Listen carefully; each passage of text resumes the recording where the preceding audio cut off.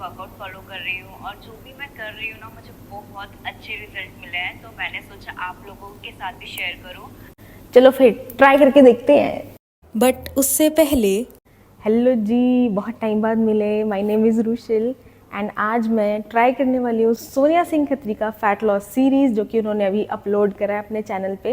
And मैंने ये चीज़ notice करी है कि उनके वीडियोस के नीचे ज़्यादातर बिगिनर्स लोग कमेंट करते हैं। हाँ, दूसरे लोग भी करते हैं बट हम उनकी बात नहीं कर रहे हैं। ये वाली वीडियो जो है वो बिगिनर्स के लिए बहुत हेल्पफुल रहने वाली है, so watch it till the end.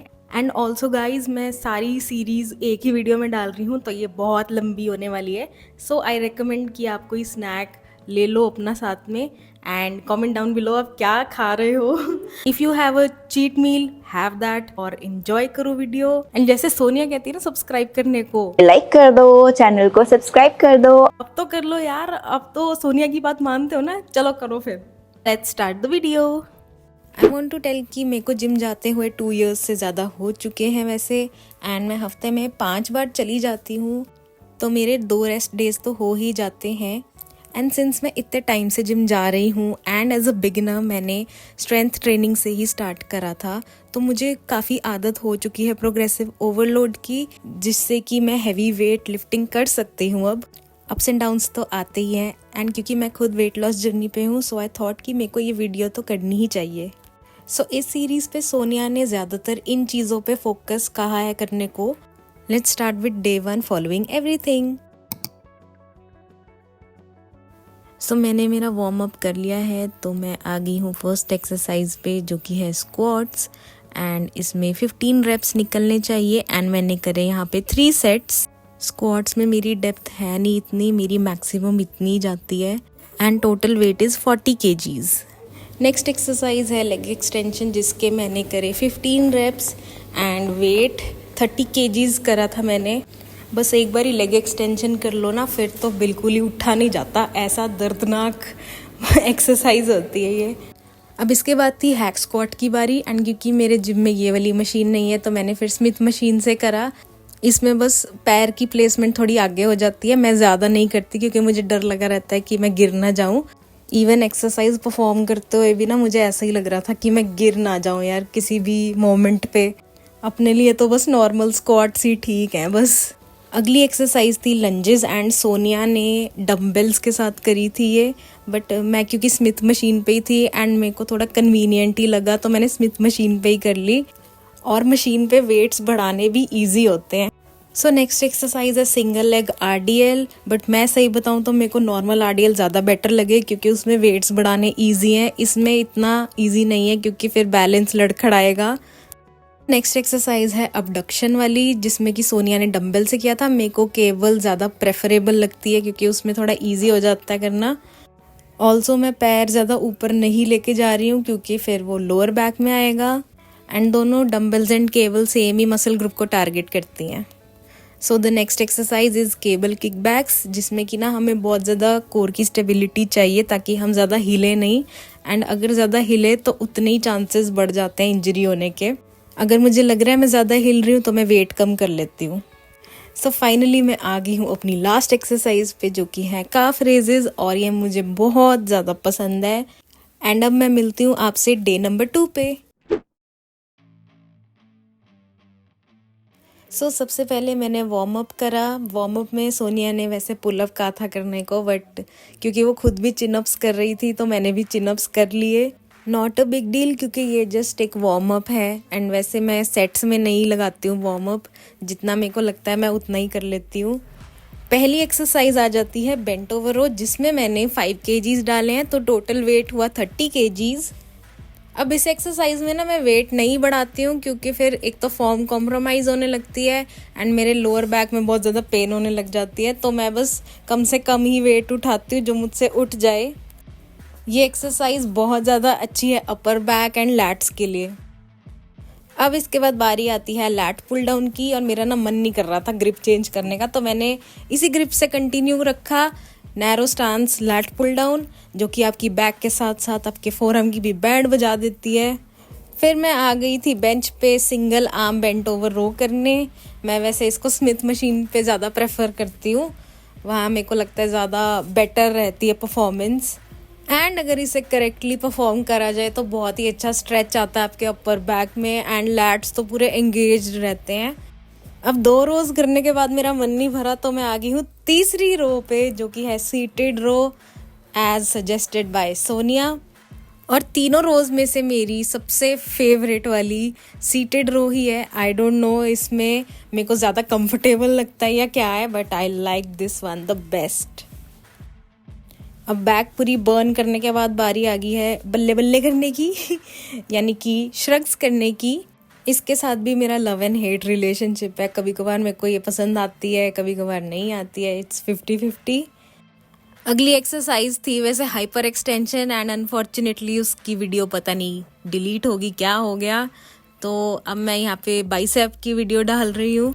मेरे को बाइसेप ट्रेन करना बिल्कुल अच्छा नहीं लगता है। ये दूसरी एक्सरसाइज में ट्रेन हो जाता है, बस उतना ही काफ़ी है मेरे लिए। मेरे को इतना पसंद नहीं है जितना कि मुझे ट्राइसेप है। And finally hammer curl is the last exercise और इसके बाद सिर्फ रह गया है incline treadmill for 30 minutes. As a viewer आपको लग रहा होगा कि मैंने शायद से 4 सेट ना करे हो, बट मैंने पूरा फॉलो करा है सोनिया ने जो भी कहा है। वीडियो ताकि मूवी में ना कन्वर्ट हो जाए, इसलिए मैंने शॉर्ट ही रखा है सब कुछ।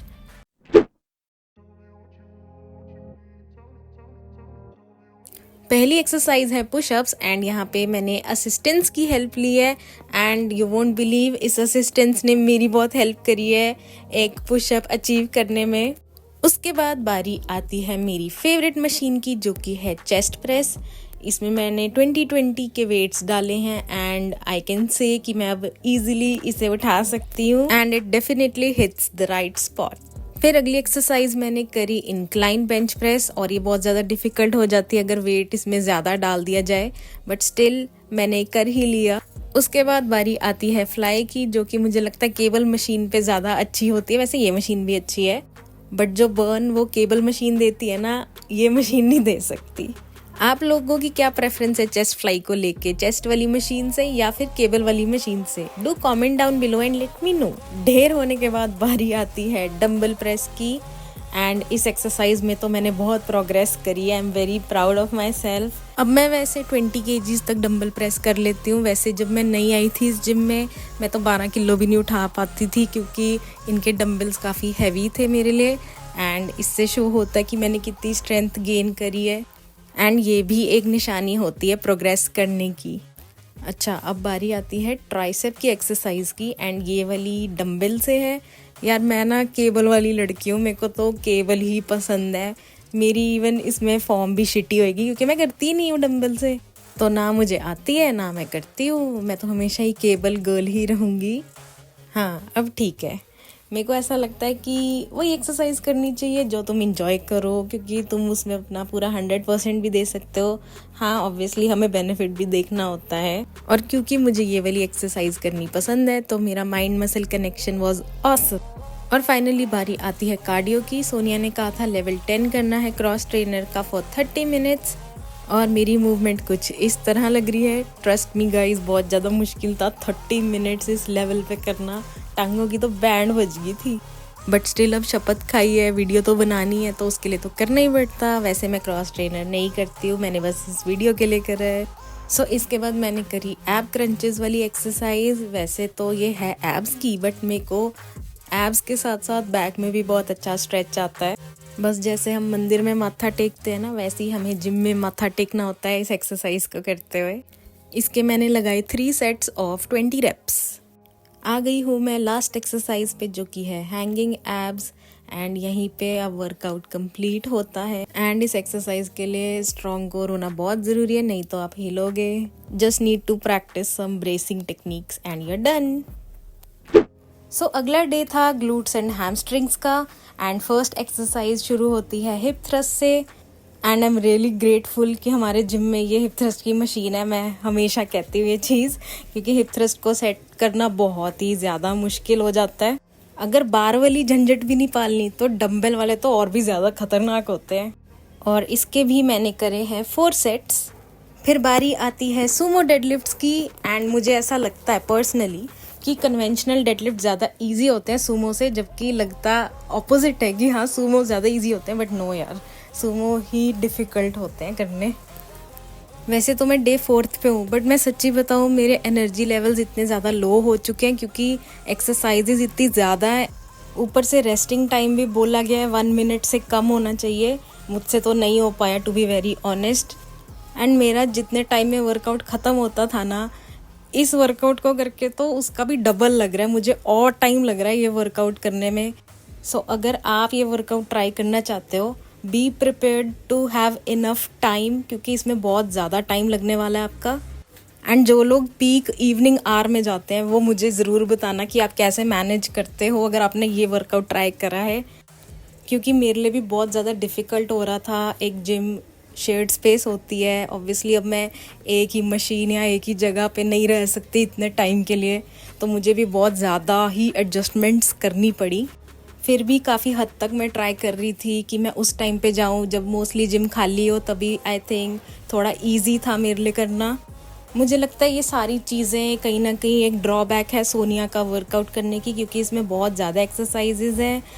आइडियली कहा जाता है कि 5 एक्सरसाइजेज आर इनफ, एंड इस स्प्लिट में 8 हैवी एक्सरसाइजेज हैं, जो कि बहुत ही ज़्यादा है।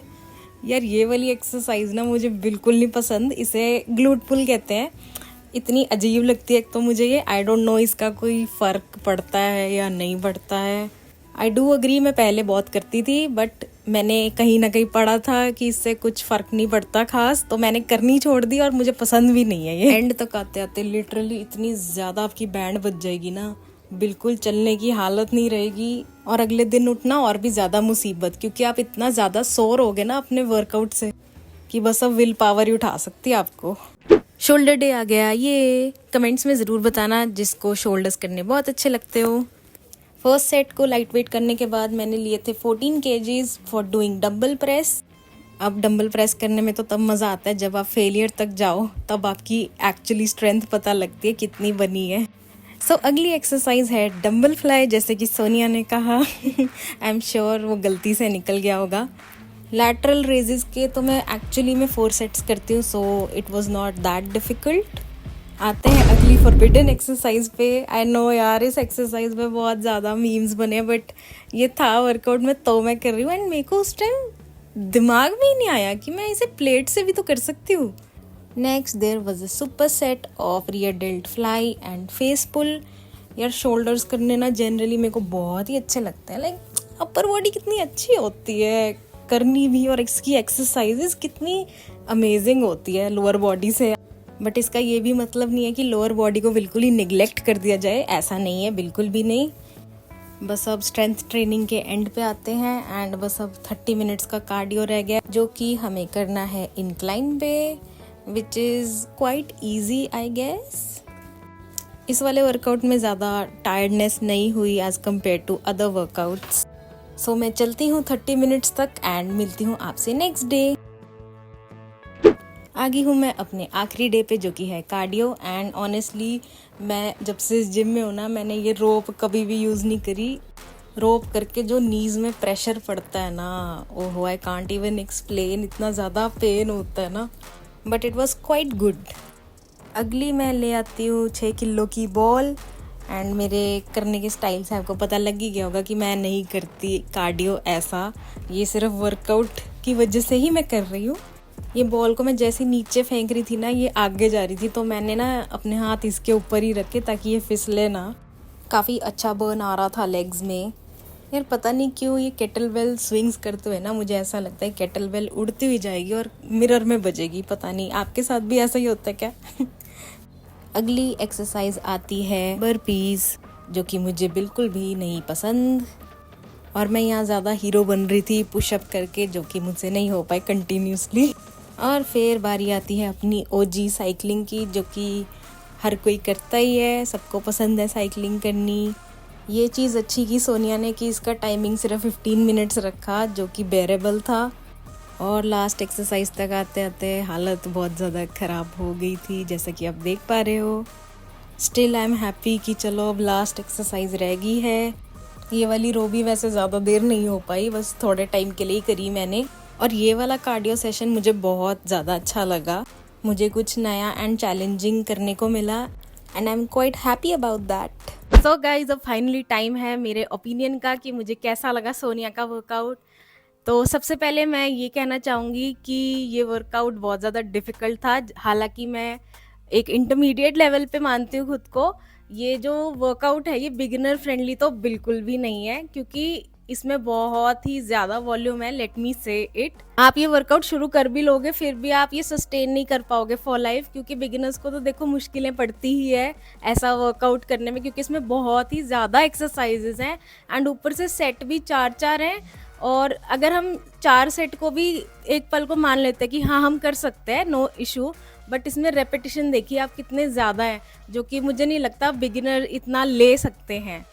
ऊपर से मुझे ड्रॉबैक लगा कि सोनिया ने कहा है कि रेस्ट भी आप 1 मिनट से लेस लीजिए एंड ऊपर से खाली पेट भी करो। वैसे उसने ऑप्शन दिया था कि अगर आपसे हो सके तो ये मेरे को ठीक लगा कि चलो कुछ खा के हम कर सकते हैं, बट वैसे उन्होंने सजेस्ट करा है कि आप बिल्कुल ही खाली पेट करो, जो कि मैं सीरियसली बताऊं जब मैं बिगिनर थी मैंने भी ऐसी जो ट्रेनिंग थी मैंने ट्राई करी थी, बट मैं ये सस्टेन नहीं कर पाई। मैंने भी अपनी एक्सरसाइज कम कर दी है अब, और सेट भी उस हिसाब से ही डिज़ाइन करे हैं।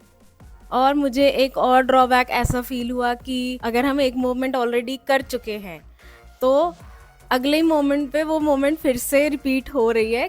कुछ एक्सरसाइजेज हैं ऐसी जो बहुत रिपीट हो रही है सेम पार्ट की। तो अब तो मैंने नेगेटिव पॉइंट्स बोल दिए, बट एक पॉजिटिव पॉइंट भी मैं बोलूँगी कि मेरे को सोनिया का कार्डियो रूटीन बहुत ही अच्छा लगा, क्योंकि मुझ जैसा इंसान जो कि सिर्फ ट्रेडमिल और एलिप्टिकल ट्रेनर से कभी आगे नहीं बढ़ा, तो मुझे तो बहुत ही मज़ा आया ये करने में एंड मैं ये ज़रूर अपने वर्कआउट में ऐड करूँगी, क्योंकि मुझे ऐसा लगा कि थोड़ा ट्रेडमिल से हट के भी कुछ किया मैंने और लग रहा था कि हाँ कुछ कार्डियो टाइप करा है। तो मैं कार्डियो ज़रूर सजेस्ट करूँगी कि आपको ट्राई करना चाहिए सोनिया का, वो तो बेस्ट था मेरे लिए। So that's it for the video, see you in the next one, bye.